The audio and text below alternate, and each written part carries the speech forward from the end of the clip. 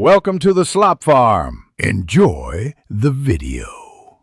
In this video, I will explain how to remove a Dodge Challenger door panel. First, ensure you have the right tools, such as a plastic trim removal tool and a Phillips head screwdriver. For safety, always disconnect the negative terminal of your car's battery before starting any electrical work. Begin by carefully prying up the window switch panel to access the fasteners underneath. This initial step is crucial for a smooth removal process.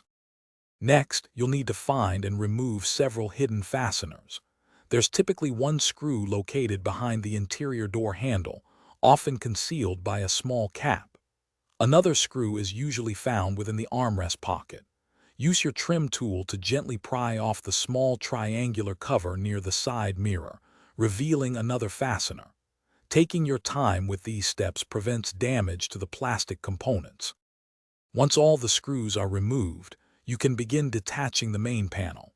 Starting from the bottom edge, use your plastic trim tool to gently pry the panel away from the door frame. You'll hear the plastic clips releasing as you work your way around the perimeter. After all clips are free, lift the entire door panel straight upwards to disengage it from the window channel at the top. Be careful not to pull too hard.